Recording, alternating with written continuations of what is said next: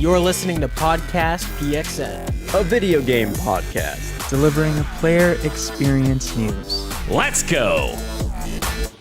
If you want opinions about Phase 4 MCU, you're in the wrong show. And welcome to Podcast PXN episode 255.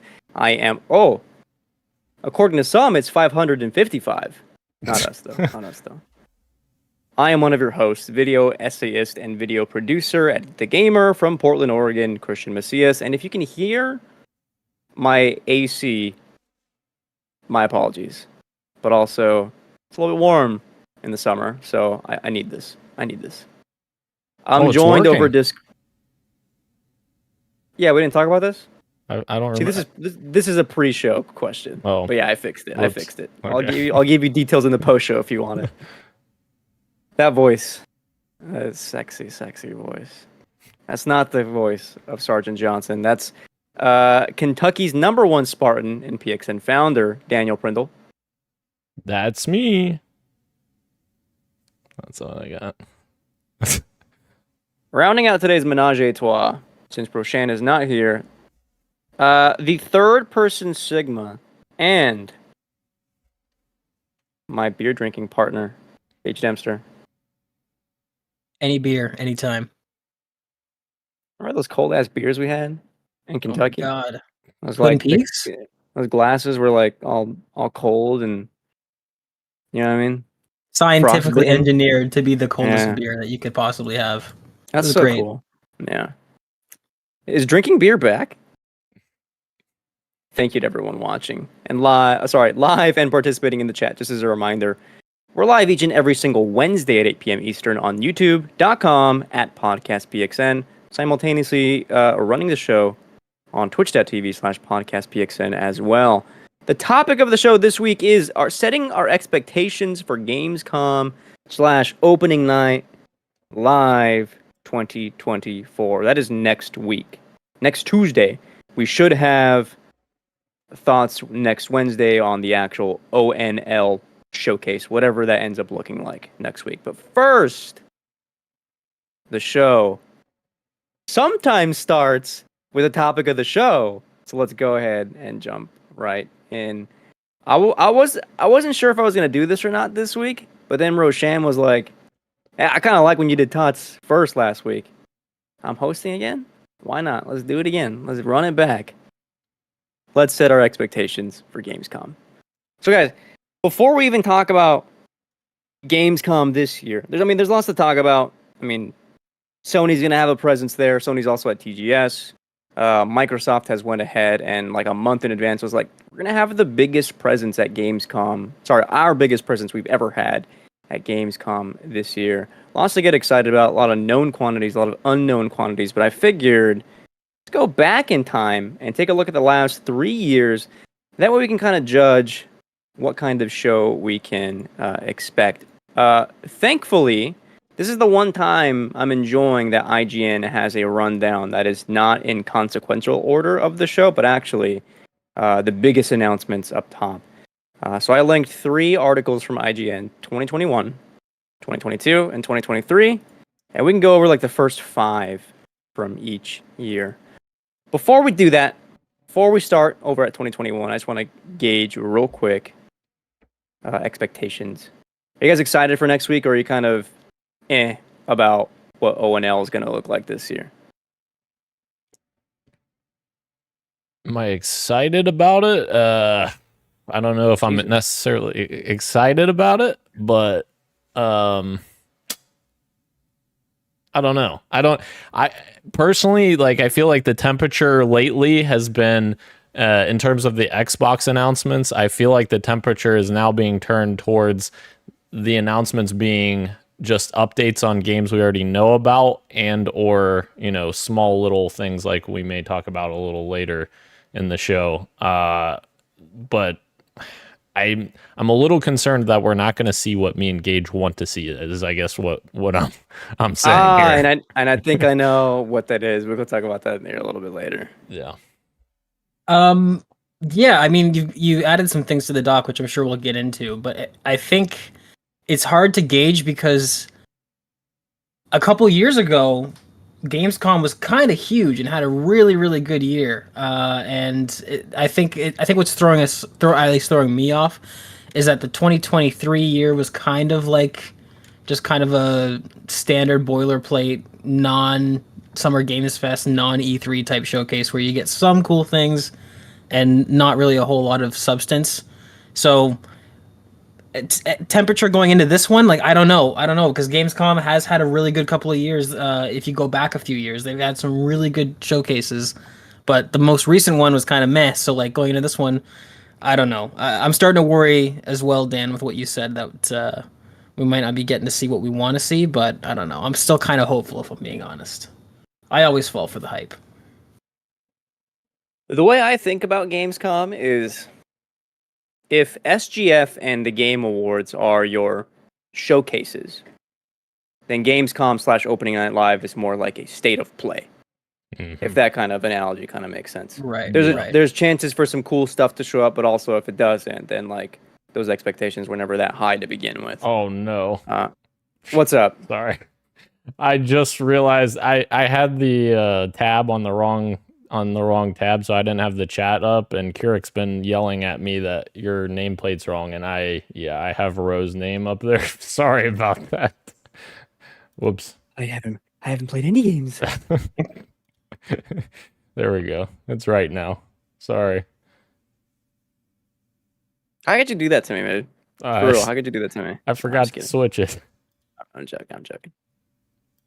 Let's go ahead and take a look at the last 3 years. Gage is right. It seems like over the most recent one, 2023, was like the weakest of the three. But like 2022 and 2021 were actually stronger than I remember. So we'll take a look at some announcements for 2021. We had Horizon Forbidden West getting a release date announcement, an extended gameplay demo for Call of Duty Vanguard. We'll talk about Call of Duty in a second. Man, I forgot about Vanguard. It's just an aside. Saints Row had a trailer. I don't know if that's a reboot or not. It says Welcome to Santo Yeso. Sorry, yeah. Here, that reboot Saints Row game was announced. R.I.P. to that, I think, studio. Yep. Marvel Suns got an extended look. The first preview for Elden Ring was at Gamescom. And then, of course, biggest for last, for Daniel here, Halo Infinite had its multiplayer trailer reveal at 2021's Gamescom. We'll take a look at 2022 here. Wolong had its official gameplay trailer. Another trailer for High on Life.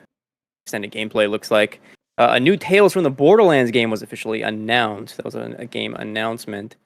Subnautica updates, Lies of P trailer, and Where Winds Meet was revealed here.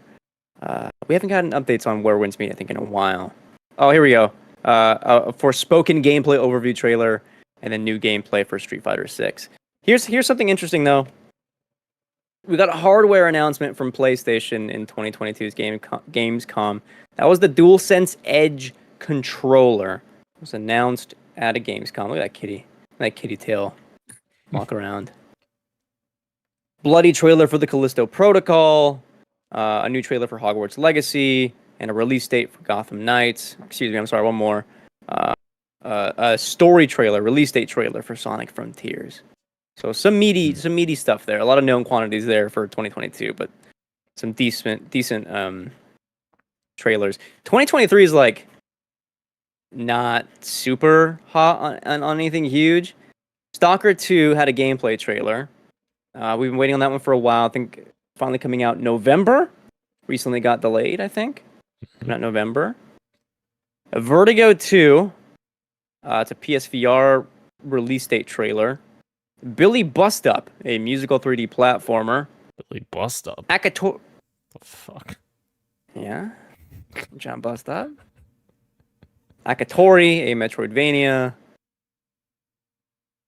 I mean, just scrolling. Not much from 2023.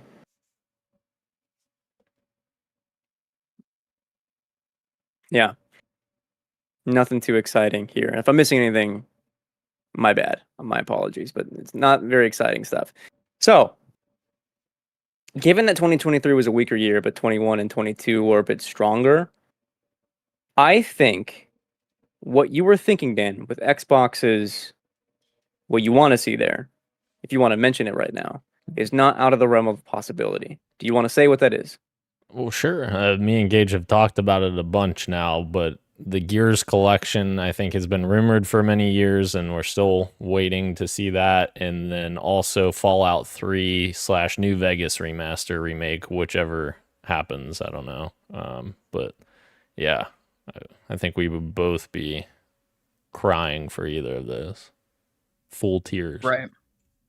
And I mean, it's crazy because it's a bit more than rumors, right? Because I'm pretty sure both of those were leaked in the FTC filings back with Xbox and what was it? Was it the Activision acquisition that all that came out? Yeah.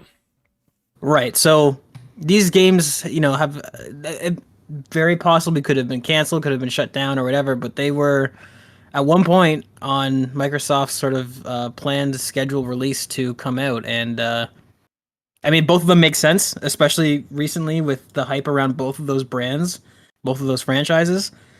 I'm thinking in my brain, I'm with you, Dan, that like maybe we don't see them, but the way I'm rationaling it is that it's like if we don't see them, I don't think they're coming. Like I don't understand why you'd keep holding on to them, especially Fallout with like the huge momentum that franchise just got from the TV show. If they're not announced next week at Gamescom, I really don't think they're coming. Oh, don't say that. Fuck. I don't want it to be true. I don't want it to be true. There's rumors that a new showcase is going to happen sometime soon. Sometime in the next month. Usually September has some kind of showcase from Sony. The same way Nintendo has something in September. Gotcha. However, with hardware being announced at Gamescom, do we think we see any kind of pro console from either Sony or Microsoft? I know why it's weird. Here we go. Usually I have you like this. My bad. There we go. I fixed you guys. Now you're closer. I can see you better. I think there's a good shot of the PS5 Pro, but I don't think that Xbox is going to do a Pro model from the rumors that we've been hearing, because it sounds like they're going to try to release their next gen console in 2026, which would be just less than 2 years away at this point, or 2 years away, I guess. So yeah, I think very good possibility of a PS5 Pro, get it in front of a bigger audience than their state of plays would necessarily. I guess maybe a bigger audience, at least bigger European audience. That's true. That's an 11 a.m. show for me next Tuesday. 8 p.m. European time. Local German, I guess. German time. 2 p.m. your time? 2 p.m. your time? Yep. I put somewhere in here. Where did it go? Where did it go? If you look at what to expect for 2024, there's a little article from VGC that talks about some stuff that are kind of known.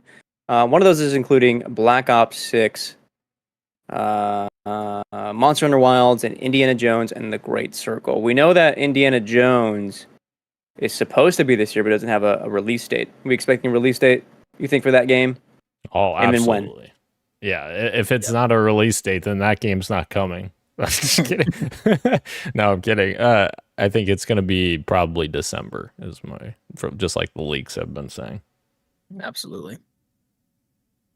Did you like that riff on your comment, Gage? I did. It was excellent riffing. Dude, if you were a controller, you'd be a riff master. Actually, this ain't bad. I'm looking at the full slate here. Jeff tweeted yesterday, Black Ops 6. I don't know what that's going to be. That's a bummer, by the way. That I don't know if you've seen this, Dan, but with the entirety of the campaign already leaked, all the zombie stuff, it basically just through people accessing it through jailbroken PS4s. Fuck. Like that entire game pretty much has leaked now, which is kind of unfortunate. But more looks at Black Ops 6, Monster Hunter Wilds. That'd be cool to get like an extended gameplay. We haven't gotten like an actual gameplay demo It'd be cool to get that, like a longer look at that. Marvel Rivals, which I think all of us are kind of whatever about, but I mean, they're building up way more hype than Concord. Concord's out next week, and I'm gonna stop myself there. Dune Awakening, I'm kind of curious about this one. I don't know if it's a thing I'll play, but kind of like looking at it from the outside. And yeah, Jones we talked about, and then Sid Meier's Civilization 7, which is pretty big. And then Jeff mentions there will be new game announcements. I don't know what could be announced as far as like bigger titles. The only thing I could really think of is some kind of, at least from the Sony side, like a multiplayer project. I mean, I doubt it's like Jade Raymond's project, but at least if you have like some kind of concept teaser trailer, maybe that could rear its head. I don't know. No, I probably want to save that for a showcase. My fault. What about Is opening night live Jeff Keighley? Does he host that? Is that his thing? Yes, sir. What are the chances Neil Druckmann walks on stage to say anything about anything? Zero. I was thinking maybe like Housemark or something like that. Because Returnal, what year was Returnal? Like 2020? Right. 2020? Yeah, but they worked on DLC that came out the year after. Okay. For Returnal. So I still don't think know. it's not a bad guess. Yeah, but do you want to do that at like a Gamescom and not like a state of play or a showcase? So fair. That's a first party studio now. No, you're right. Traditional logic would say that, but Sony has had a severe absence of traditional logic for like the last year and a half. So I don't know. I would agree with you, but I feel like they gotta do something, man. They've been dry. Well, they don't. Because it's like just Gamescom and they have a supposed showcase coming out next month. I guess, yeah.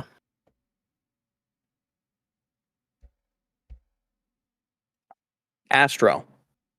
Another here's a level. You get a whole level of here's what it is. Lego Horizon.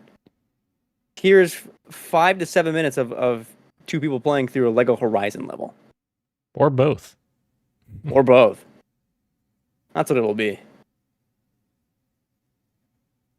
Daniel, you made a comment, and this could be a street me, but we should mention this here. You made a comment that there are rumors, not even rumors, who's that guy? Shinobi was tweeting about how Forza Horizon 5 was going to make its way over to PlayStation consoles. Do you think we see that at an ONL? I would say there's a good chance if that's already leaked that's a thing, because Microsoft is notoriously horrible for leaks right before big events. So, and that, I guess that makes a lot of sense, because really I would argue there's no arcade racer on PlayStation right now that's really worthwhile, unless I'm not thinking of something, because obviously Gran Turismo is more simulation. So like I feel like that would cater to a very good audience there. Be a pretty easy win for Microsoft, I think. It's gonna be a huge win, dude. That game's gonna kill on PlayStation. That game is absolutely gonna kill on PlayStation. Is it on Steam as well? Yes. No. Is it? Mm-hmm. Yeah. Or I guess the Windows store, right? It's on both. It's on both. It's Yeah. on both. Okay. Yep. Okay. I googled opening night live to see what else we might get a look at. Then it looks like the next Little Nightmares game might make an appearance. I forgot that the Until Dawn remake was getting like some first looks. Might get like an extended look at that. Although I'm not very excited about that remake, to be honest. I don't think that's really needed. IMO. Maybe Assassin's Creed hype is tried to get built up through this. What are you smiling at? What are you smirking at? Send some money my way, Ubisoft. I'll hype that shit up. Here's what'll not be here, though. No Silk Song. No Light, No Fire. Neither of those are going to be here. Wait, did he say that? No, I'm saying this right now. Oh, you're trying to counter. I gotcha. Sean Murray. You think Sean Murray shows up somewhere? I think of the two of them, that's the more likely. Absolutely, I think it's possible. Mm-hmm. I'm not convinced that Silk Song is an actual game that you can play. How long ago was that game announced? Like 3 2 years years ago. ago? That's insane. Oh, sorry, announced. Yeah. Oh shit! It might have been 2018. 3. Oh You my motherfucker. God. It was I said announced. 2018. It was announced in a fucking video diary in February of 2019. I think that was when it was like a DLC though. That's fair. That was announced as a DLC. When it was announced as a full game, I think it was 2021. Long time. Very long time. But it's also 3 people, so like whatever. Yeah. Fair. Damn. None of us very hyped about this showcase next week, huh? I don't want to get hurt again. That's my issue. I don't want to get hurt again. Yeah. That's what I'm trying to finally rein in the hype because I get hyped for every single one of these, and then and even if they're good, it's like, oh, that was good, but it definitely wasn't what I was expecting it to be. So I'm trying to chill. if the Gears and fucking Fallout thing are there, instant winner for me. But Yeah. I'm not gonna hype my. That's why I was saying like I don't think they're gonna be there to try to temper my own expectations. Hear me out. Hellblade 3. No, I'm What? I'm joking. Relax. Project Mara is actually Hellblade 3. I don't want to see anything from Ninja Theory for a little while. Like I want them to like reevaluate just a little bit, just a tiny little bit, especially since they lost like their studio lead like quietly 2 years ago or whatever. Anyway, I digress. Let's move on over into our news of the week. We got 4 items here for you guys. It's a bit of a smaller news item. This came on my radar this week. I saw a TikTok of a Modern Warfare Remastered mod coming to PC. It's called the H2M mod, and it launches this Friday. It is a fan remake of Modern Warfare 2 built within Modern Warfare Remastered, and it has a bunch of twists. There are over 50 maps, including all the Modern Warfare 2 maps plus DLC maps, but also the Modern Warfare maps plus DLC maps, and they reworked campaign missions from Modern Warfare 2 into multiplayer maps, which I think is also kind of, exciting. There's a progression system built into the game, more camos, more custom attachments. There are nerfs, I guess if you want to call it, where like one-man army noob tubes are like no longer balancing stuff, make it a bit less annoying. And I'm very excited about it. It looks super fun, and it quickly built up a lot of steam this week because it literally went up to the number 1 top selling game on Steam and then went down a little bit. Now it's the number 2 top selling game on Steam. The only thing that's less chill, Gage brought this to our attention, is that Modern Warfare Remastered is currently kind of broken on Steam. You got to fix your files by booting it in safe mode and doing some weird shit, but once you get past all that, hopefully you're good to go. And I'm excited. Very excited. What are the chances that Activision verifies the game's Steam files to make sure that it's actually working?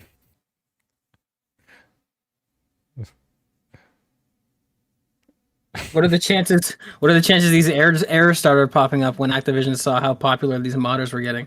Oh. If this mod gets shut down, I'm gonna cry. That would suck. That would suck a lot. They're not charging for it, right? No. Okay. Yeah, No. I think they're covered then under fair use, right? I don't know. It's. I feel like it's so the waters are so murky. Like because I've seen a lot of things where not a lot of mods will charge money, and I still feel like a lot of big ones get shut down. Depending, it just feel like depends on who owns the franchise and how much of a dick they want to be. That's true. Disney, notorious for shutting shit down. Yep. Nintendo. Yeah. The ninja lawyers, man. They get a whiff of you. They're coming. All this to say, there's going to be a lot of COD being played by us with the H2M. We've got Black Ops 1 zombies to play. and then the Black Ops 6 beta I think launches in 2 weeks. The game coming out later in October. Dub, I guess? I don't know. I'm kind of excited to check all these out. Is Modern Warfare 2 back? Okay, all right. I want your guys' take on this. I didn't bring this up or even share it, I think, at all, but I think Dan was talking about it. This week, Tom Warren from... Where's he from? The Verge. The Vulva. The Verge. Thank you. The Verge. Big Verge. Tweeted about an article that which he did not write called "We Played Valve's Secret New Shooter, Deadlock. It's like Overwatch, Dota 2, and Team Fortress 2 all baked into a pie." And this caused a bunch of discourse within the hour because you're not supposed to talk about it. However, Tom Warren was very adamant, saying, "We did not sign an NDA. There were no contracts and no verbal agreements." I haven't even clicked through EULA. The only thing that happens when you boot up Deadlock is that you get a pop-up message that says early development build. Deadlock is still in early development with a lot of temporary art and experimental gameplay. Do not share anything about the game with anyone. And you can click OK to get past it. However, Tom Warren was like, you can just hit escape key and you get past it. So I did not agree to this. I just hit escape. And so discourse about the ethics of journalism in this situation within the game space arose. And it was like half a day of discourse where one half was like, that's not cool. I think a lot of developers were operating under the assumption that people who are playing this would not share this based off of this message. And therefore you're like, he got blocked from the game. Like he can't play anymore unless he gets invited, which is like a weird workaround. But they weren't cool with him talking about it and sharing details about it.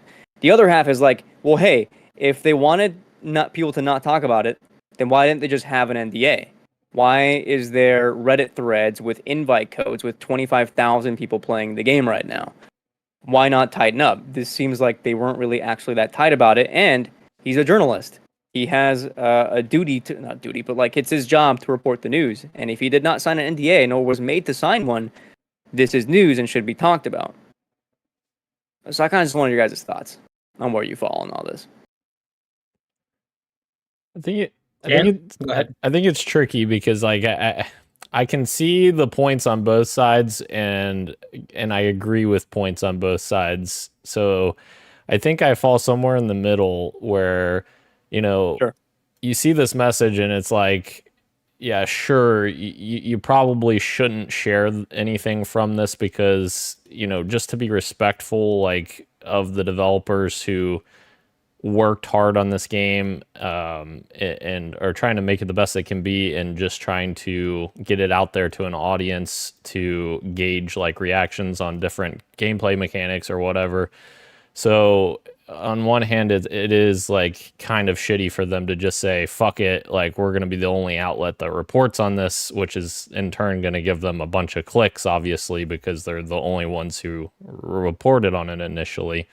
And obviously we've heard leaks about this game. So there's that side of it. And then there's the other side of it where, you know, I can see the argument where they're saying that they didn't sign an NDA and they feel like they have an obligation to report this because it is newsworthy and there's 20,000 people playing this, which to me isn't a completely fair defense because there's big tests all the time that happen with thousands of people that people do sign NDAs on.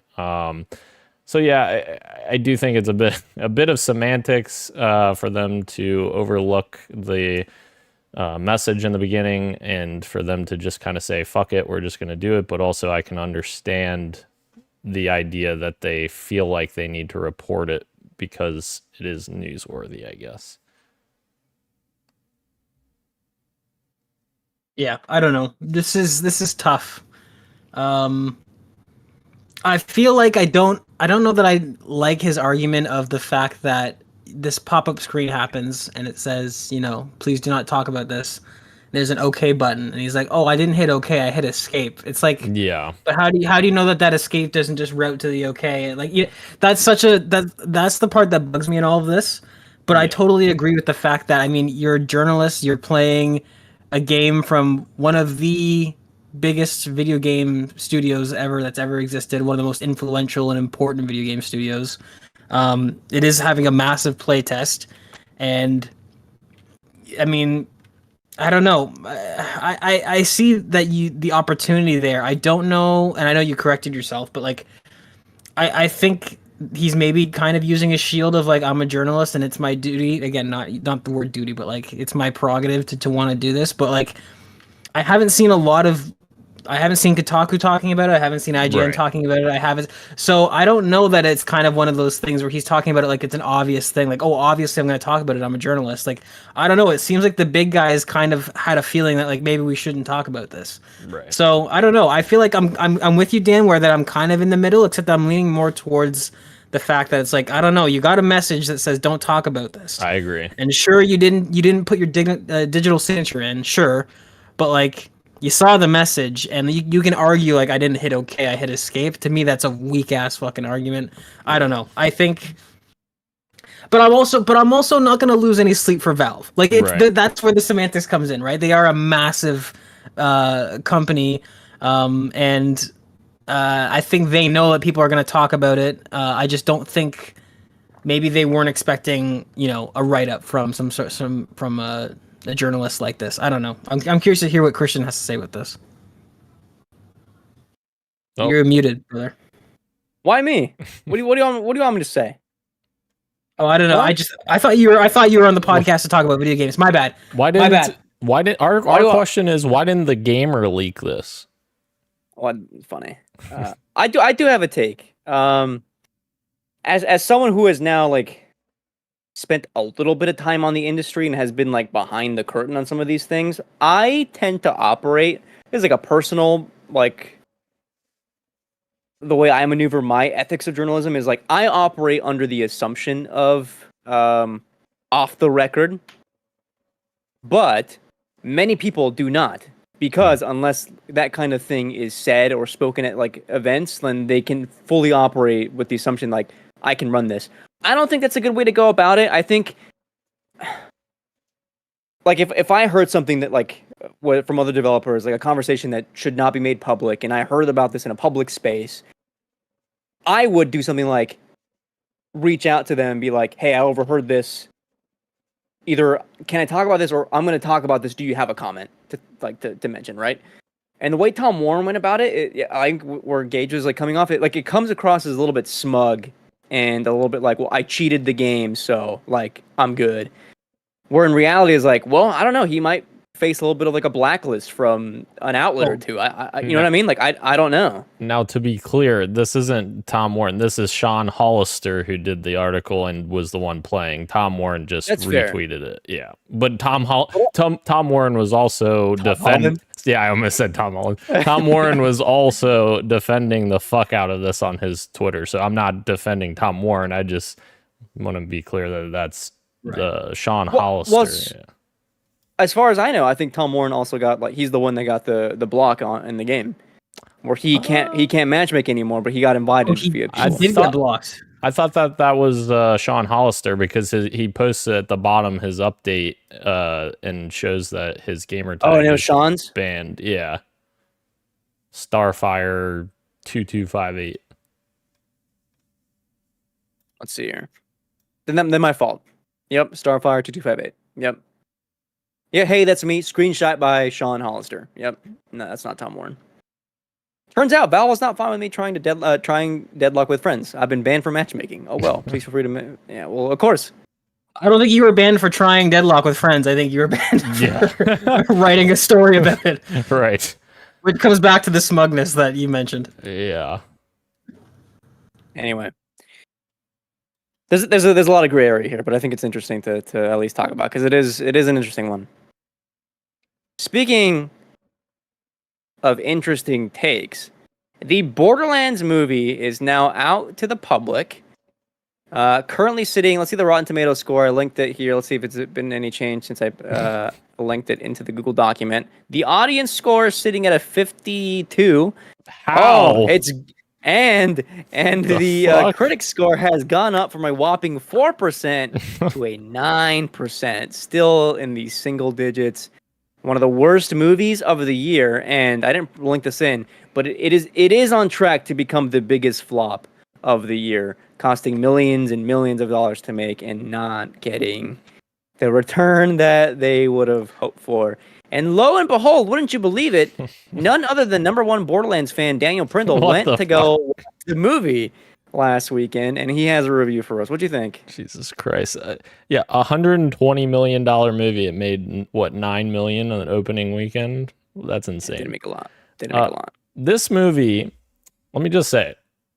Can I just say, this movie is not only one of the worst movies of all time, or it's not even, one of the worst video game adaptations of all time. It's not only the worst movie of this year, it is the worst movie I've ever fucking seen, and I never want to see anything from it ever again. That's how bad it was. And I'm a decently big Borderlands fan. I enjoyed the first game a lot. Yeah, #1 apparently. And the second game was awesome. Third game I enjoyed. It was fine. But this fucking movie just shits on everything in terms of the universe that game is, and nothing made sense. The casting was atrocious. The writing was non-existent. The writing in this fucking movie, they say a one-liner, and I'm not kidding you, they're expecting people to fucking laugh, and I'm just sitting here what the fuck is this even a comedy? Borderlands is known for its comedy, and this movie doesn't even understand the basic principles of fucking comedy. That's how bad it was. And let me just say, at the end of the movie, when I'm just gonna spoil it. So if anyone really wants to fucking see the Borderlands movie, God help you if you do.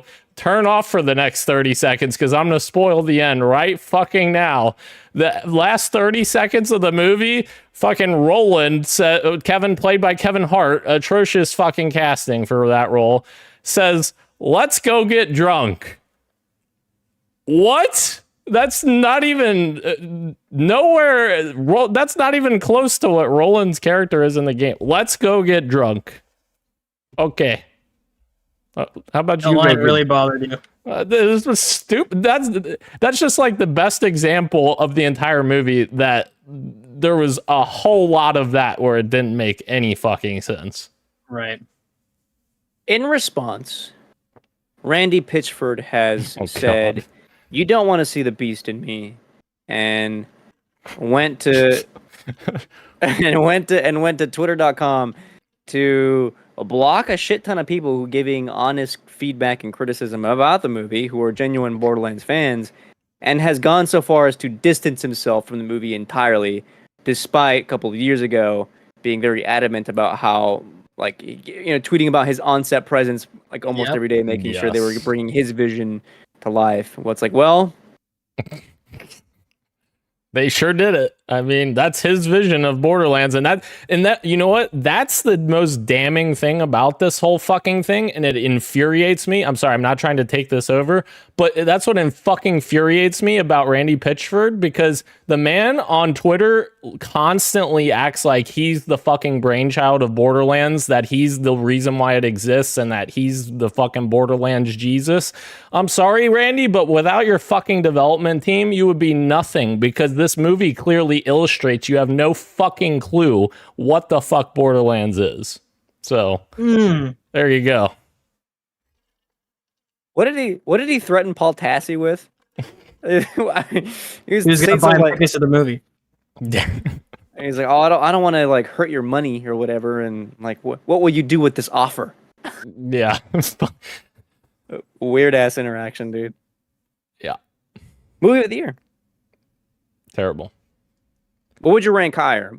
Kingdom of the Planet of the Apes or Borderlands? Well, obviously, fucking Borderlands is at the bottom of the fucking barrel. I can't even find the bottom of the barrel. It's so fucking far down there.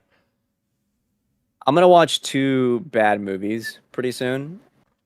I keep bringing it up. I'm finally gonna do. I'm gonna watch Madam Web, and then I think I'm gonna get into those director's cuts of what is that Zack Snyder movie on Netflix? Oh God! Rebel Don't Moon. do it. Rebel Moon. Rebel Moon, yeah, Rebel Moon. The director's cuts are out there. I might do it. Just why not?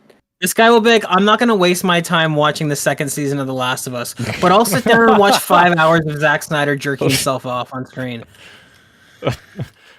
That's like the right kind of slop I need. Like, No, it's not. No, it's not. It's just bad. How much do I gotta pay you to go see Borderlands? I mean, listen, if we wanted to do another movie night, I would watch this on streaming. No, I'm kidding. I don't want to fucking see that movie Let's again. do it. Oh, I would do it too. God. Yeah, why not? Have some We'll get gummies? Yeah. Oh, Have a couple beers? yeah. Some hot honey pizza? No.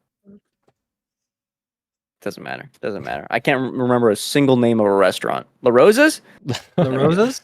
La Rosa's? Let's get to our final news of the week item. I was saving this one for Roshan, but he's not here today.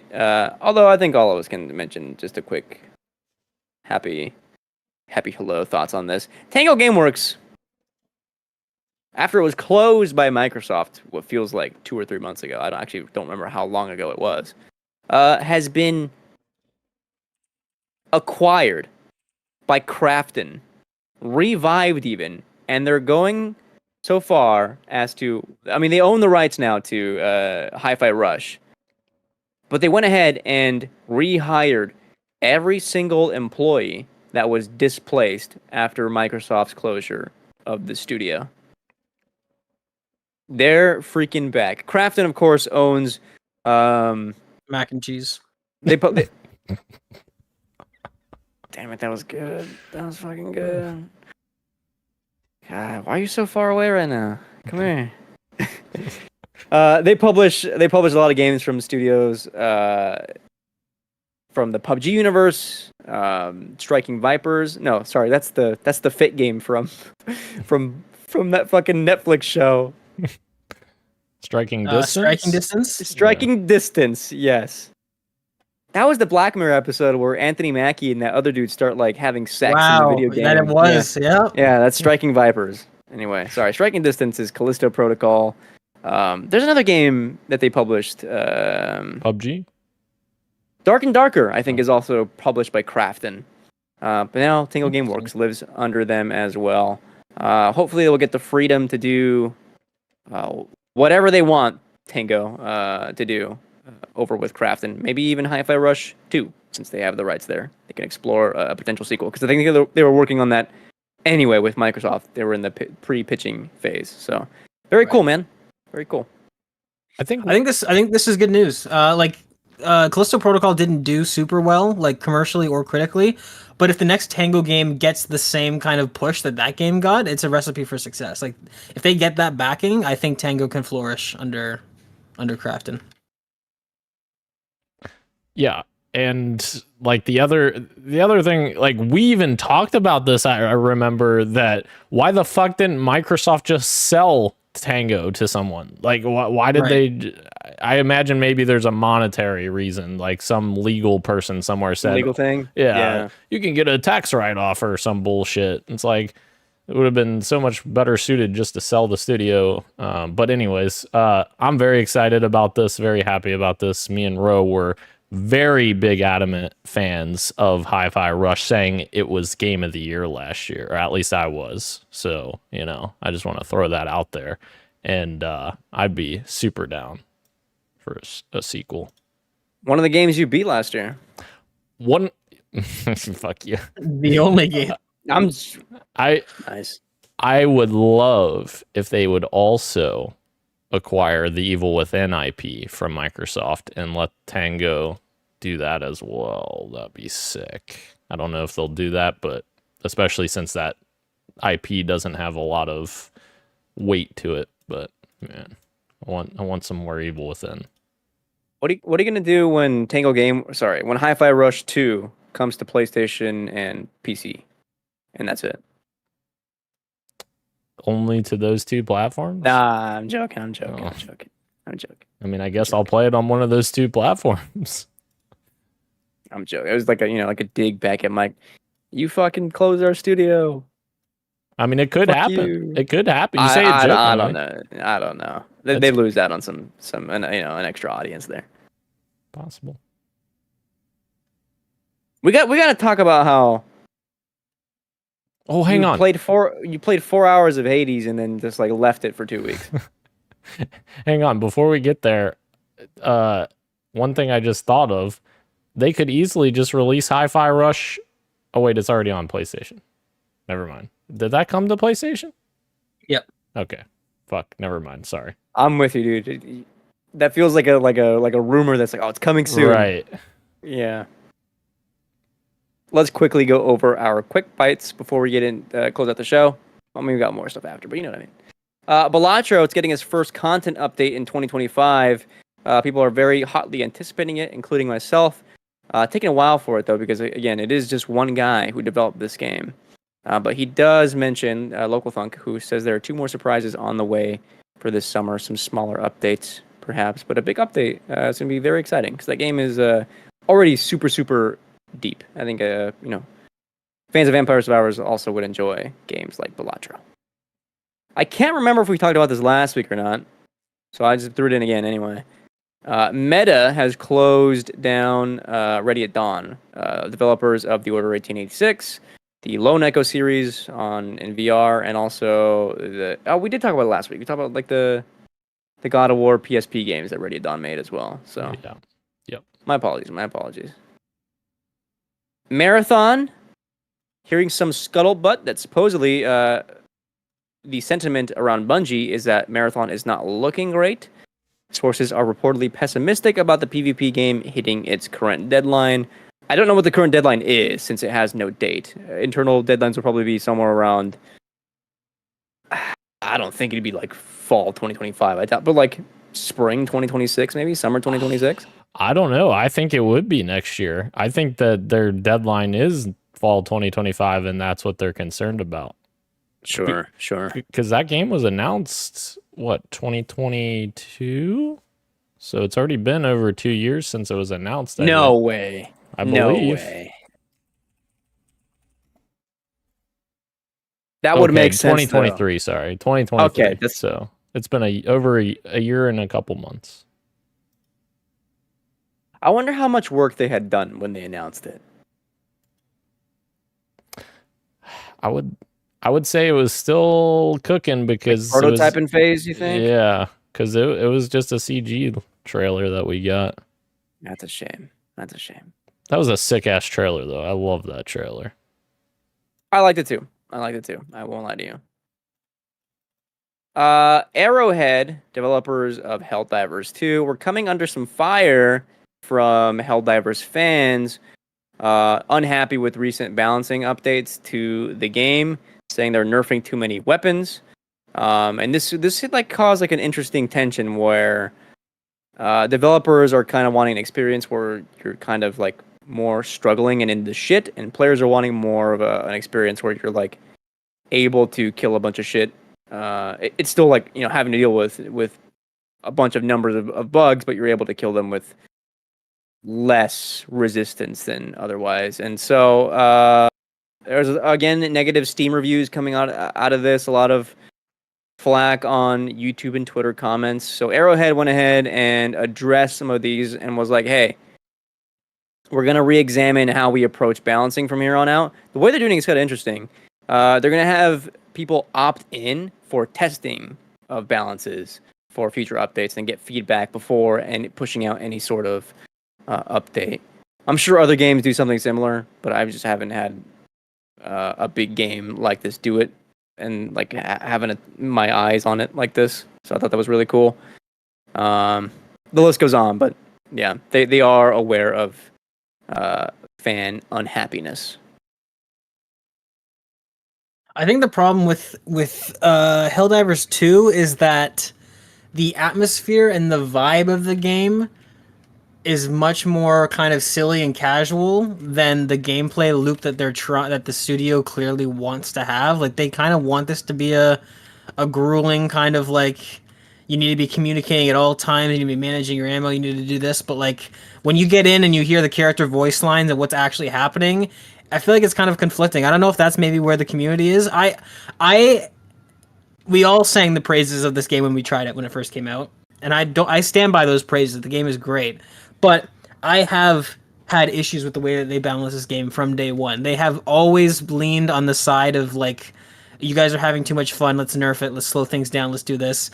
And my big concern, I don't know, I haven't looked into this, I don't know what the main sort of pillars of the criticisms are from the community, but my thing has always been that this is a PvE game. This is a game that, above all else, should be about you and some friends getting together, having fun, killing bugs, restoring democracy, etc., etc. And I don't know that this game necessarily has the stakes to like warrant me sweating every match. Like, there's not enough. There's not enough for me personally. There's not enough of a gameplay loop of like, I need to be sweating right now because there's something cool to unlock or there's something I'm gonna get. Like, it's just, you're just grinding for materials to get upgrades for your ship. I don't know. And that is not what Helldivers 1 was. It was very much like this, you're in it for a hardcore experience. Like, Really? it is a brag to be doing the hard missions. You are like the best of the best, and you need to be watching some YouTube videos to like get the right gear, get the right load up to like make it out of one of these harder missions. And like that was what Helldivers 1 was, and that was the draw for like the niche audience. But because it blew up, more casual audiences are like, that is not what we want. We don't want to sweat, which is fair because a lot of games are trying to be like the hardcore, more sweaty. You want to be invested in it, and like it seems like people are enjoying more of the casual, fun approach to Helldivers, where it's like low risk kind of entertainment, which is totally valid. And developers are like, well, that's not really the vision of our game, but if that is not what people want out of this, we'll go ahead and address those down the line. Which is like, okay, sure, we'll see how they handle it moving forward. See, I think they could go fully the other direction, but they need more incentive and like in the game. Like, I don't know how Helldivers 1 was. If it was kind of like if there was things to be rewarded with for doing all those insane things, but like in this game, everything is so like instance based, like just one match based, that there's nothing to pull out of a match. There's nothing to go into and sweat your ass off to bring back to then make your next run better. I don't know. I feel like they could go that route, and I could find that fun, but I just need more incentive to want to do that. Sure. I think also, like, in my opinion, I think it would go a long way to have a couple of different modes set up to kind of cater both audiences. You have a bit more hardcore mode that does have like more exciting rewards, like Gage is talking about. Like, you know, they have their store items, and there's another thing I can't remember what it's called, but like the pass things. And like, if you took some of those items that are like more rare and made them like an exclusive that you could only get in this more difficult mode, it might be something that would be exciting for people to go in and try to do that more difficult mode for those things. And I then agree. and then you have a casual mode for people that just want to jump in and have fun and, you know, just chill with their friends. That'd be great as well. But I will say, I mean, props to them for doing this test environment, because a lot of games back in the day used to do that, and I feel like games have gone away from doing that nowadays. Like Battlefield, for instance, was a big one that they had a separate Battlefield instance that was a Battlefield test server that they would test stuff like this. So I think that's a really good change for them to do that. Last quick bite here. Apparently, we'll see if this is true or not. Some of these Twitter accounts where this shit pops up is like, well, this guy's name, the Hunter, the next gen player. Some of his stuff is like one of these like fan accounts where I don't know if I believe this or not, but this seems like it could be likely. Apparently, the PlayStation Store is testing a new user game review system akin to something like Steam, and I think Xbox Store as well, where you can go in and review games as like a user, right? The audience score, which I found out the Epic Game Store is terrible at this. They'll highlight 3 critic reviews from like if you go like look up Fortnite on the Epic Game Store, they're from like years ago, pre-COVID reviews. There's 3 of them, and if you click see more reviews, it takes you to the Open Critic website where you have 16 critic reviews, and that's it. Like if you want like fan feedback, fan reviews from today. There's no way to do that unless you're looking for that outside that store or whatever. That's crazy. Two things before we close out the show. Fantasy Critic check-in. I don't think there's anything that happened over the weekend. I could be wrong, though. There's one Any thing. of us check? There's one thing. One thing in the history. Dan must have dropped something. No, not me. Gage must have dropped something. Gage had replaced, didn't he? Replaced was delayed. Well, he dropped. I did not have replaced. I have replaced, yeah. Okay, so Dan is dropping replaced this weekend. He already has a bid in, I'm sure. I do, yes. Let's see the league history. Let's see. August 10th. Maidenless Gaming, that's Gage. He picked up a game. A Quiet Place, The Road Ahead. No way. I don't know about that. Wow. It's a little dicey. I need points. I need games that are coming out soon. And, you know. I don't know about that. Hey, man. Why don't you just worry about gameplay. How many dollars you got left? 3? Why don't you worry about getting your replaced? All right. I have just enough money to replace replaced. So stupid. Any other game gets delayed, dude, you're fucked. Dan. That is true. That is true. Although you say fucked, but I won one year with having Forza Motorsport in my starting lineup, and it didn't come out. So, dude, Metal Gear Solid Snake Eater. How the fuck did we not talk about that? Like maybe make an appearance at Gamescom. oh, hell yeah, it's gonna sneak in. Dan, this is one for you real quick. There was one review that leaked ahead of time for Black Myth Wukong, and they gave it a 4.5 out of 5. Let's go. They very much enjoyed it, so things are looking good for Wukong, I think. Hell yeah. Next week, right? We should have reviews next week. Yeah, game's out next Tuesday, so I'm assuming reviews are to come out either Monday, between Friday and Monday. Yeah. Hell yeah. All right, before we close out the show, Daniel, what have you been up to? Yes. What you got for me? Other than watching the atrocious Borderlands movie that I would never recommend anyone watching in their entire life, I've been playing just Halo Infinite, and you know, Gage literally joined my Xbox party. Okay, I'm sorry, I played NHL 24. I played one match against Glenn. He beat me by 1 goal, and that's that. But I was in your ass kicked. No. I was in a party chat because I always join party on Xbox because I'm on Discord on my phone connected to my headset, dual connection. So I always join a party just to make sure people don't get double audio from me. I was sitting in a party playing Halo Infinite, and Gage joins me at work, and he's like chiming in, and I'm like, Gage, what did I chime in about? And he's like, oh, why are you not playing Hades? And I'm like, Gage, I haven't played Halo in so long, and I had to freaking fix for it. You know, I had to get my shit in. And then you know what? I made an amazing clip on Twitter that you can watch right now. You made an okay clip. Oh, come on. That was cool. It was cool. Anyways, you know what'd be cool is if you beat one of the games that you bought. That's true, actually. I would like that. But, you know, Hades, I can't beat it because it's a roguelite, so I don't know how I'll you ever can. beat There's that a story. game. There's a story. But I can't beat it. You can. There's what are these? He bought like 2 4-hour games. That's true, and I've got both of them halfway completed.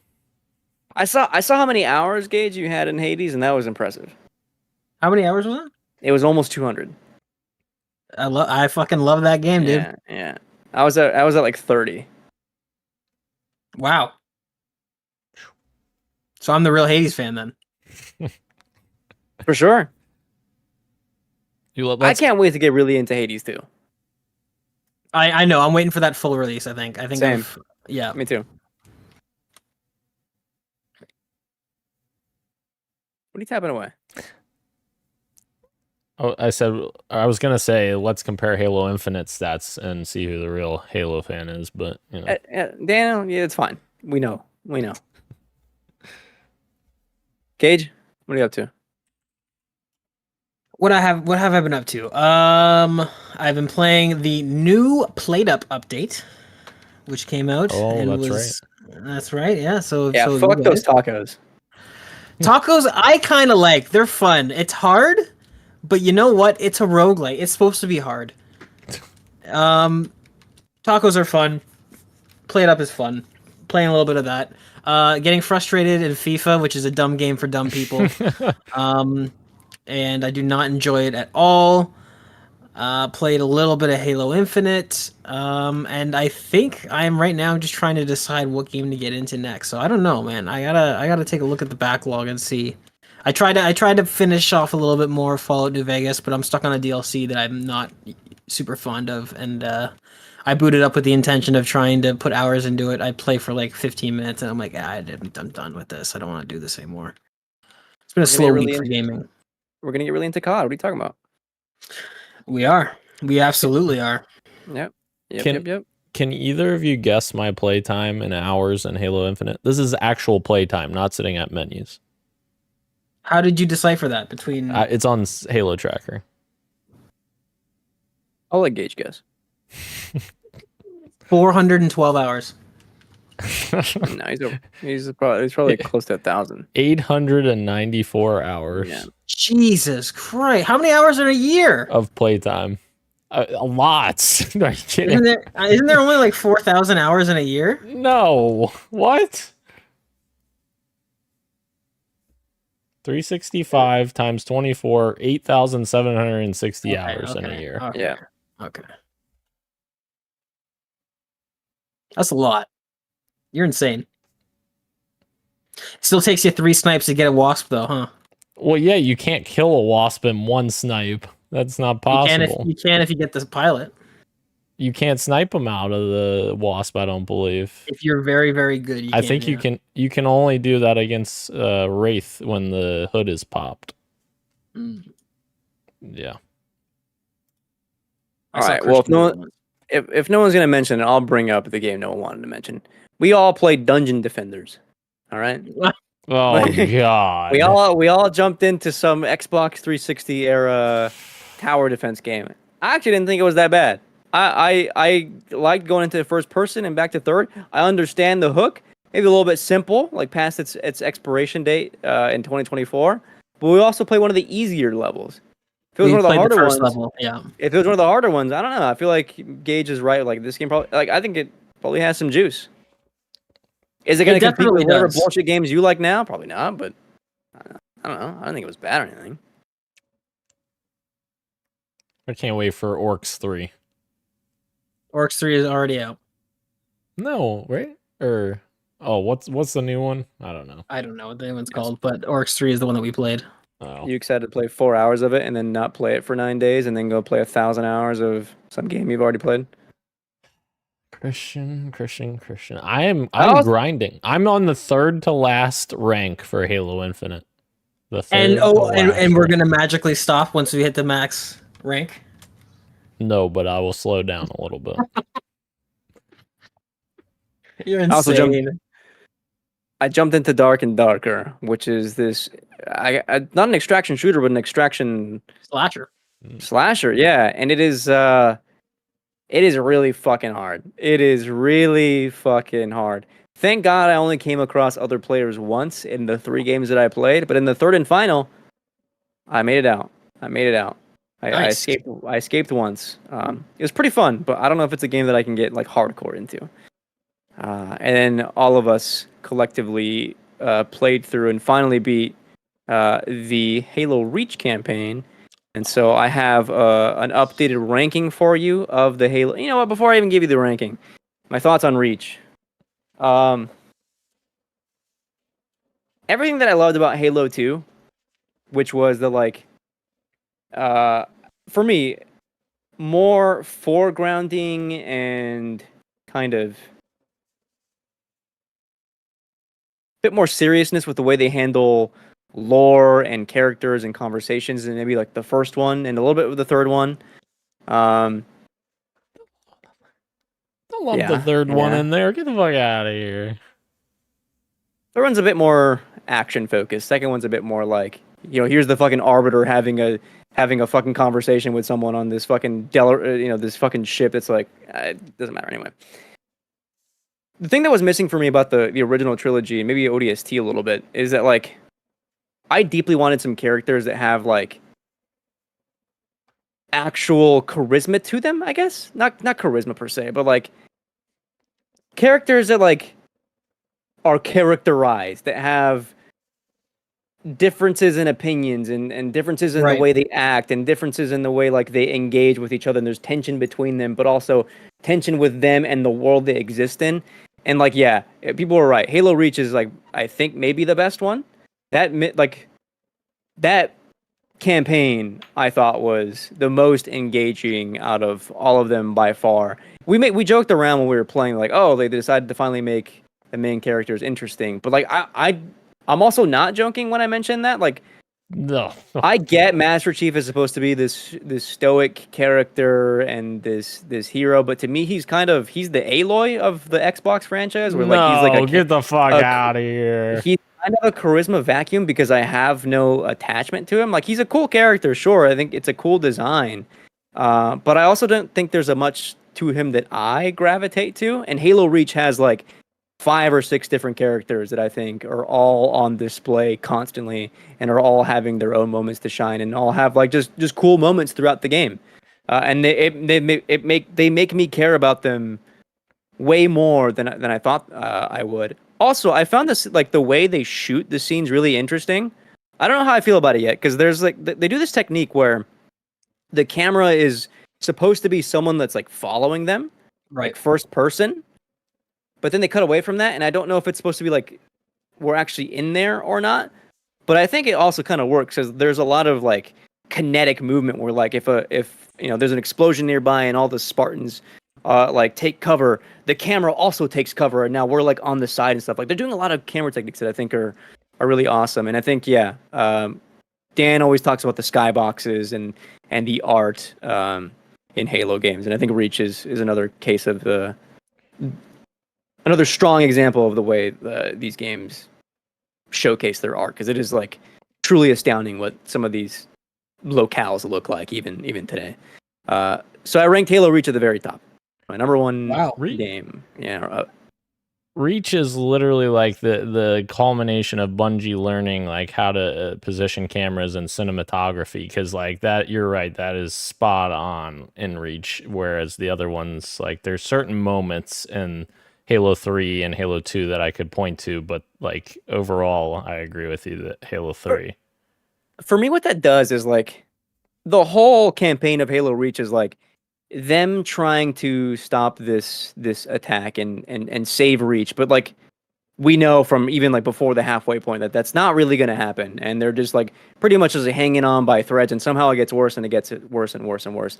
And how do you do that? By having like literally like the camera position yourself in it. You're not like a window into it. You're in them. You're in this fucking falling city, falling planet, whatever, with them as it's happening. And I think that works a lot. It really puts me in it. We joked around a lot, but like, oh, hold on, let him experience this. But like, it is working. It did work in this campaign.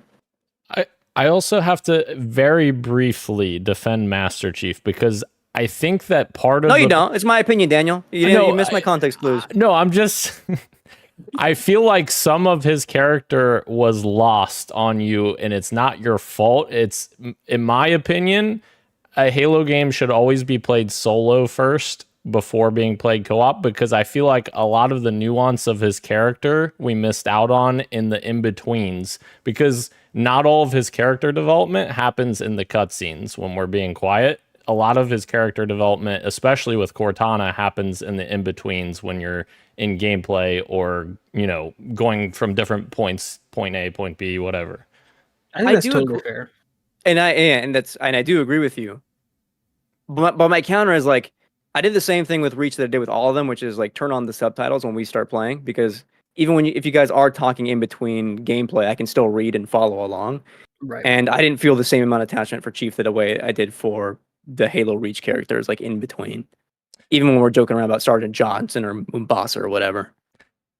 I think it's like a personal thing. I will also add, I'm very interested to see what your thoughts are on Halo 4, because in my opinion, Halo 4 is the strongest connection to Chief in particular in terms of your connection to him.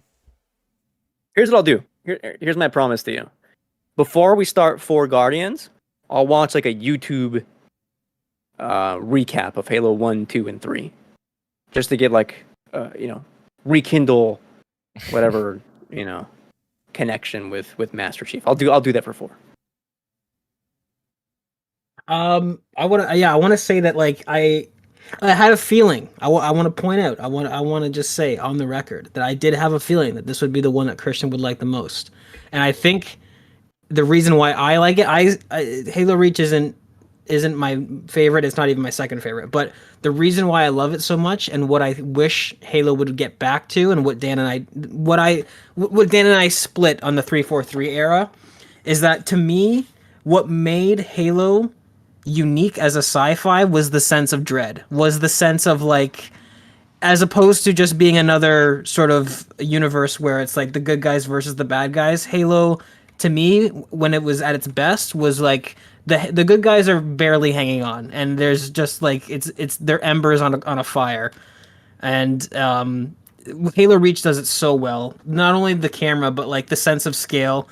There's this cutscene that a lot of people love. Spoilers for Halo Reach, which is 14 years old now, where you do this whole mission to destroy one of these carriers, and then just a bigger one shows up that's like dwarfs the first one, and immediately just the entire team's like, well, fuck, that was all for nothing, and we kind of just are getting our ass kicked. There's lots of great lines about like, I don't want to know if we're losing, I want to know if we already lost. That's one of my favorite lines in the game.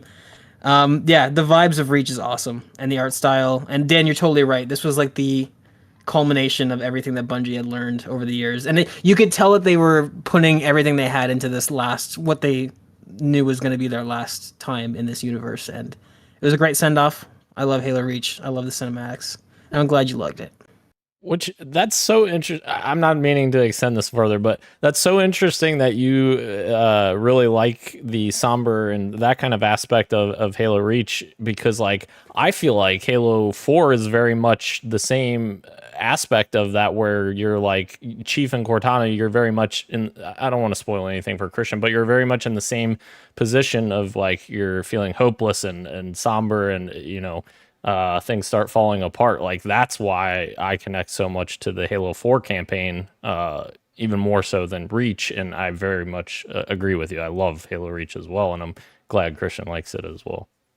Can I say, I'm really curious about 4 now, because the stories that I gravitate to are not power fantasies per se. I like a lot of stories that, like, somber is one thing, but I think I like narratives where like, damn, things just got really bad for the protagonist. How are they going to get out of this next? And then it gets worse, and then it gets worse.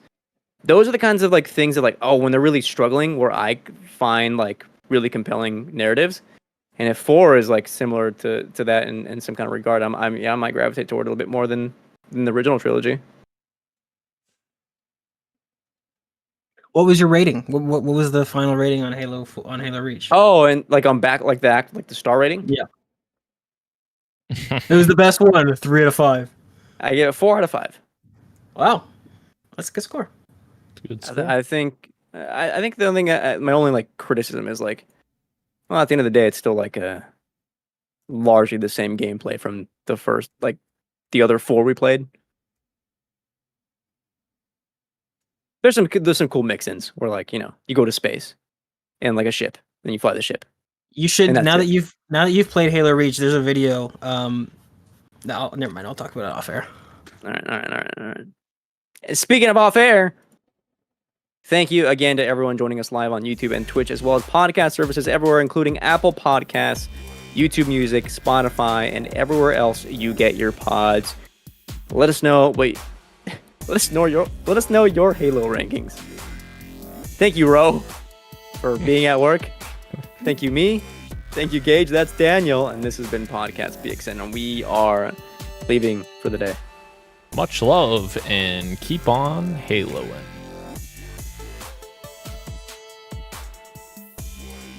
Spartans never die. Halo took down the Paramount Plus TV division. We forgot to talk about that. Hirk, thank you very much as always. There might be a truth to that. It was the most expensive TV show ever made.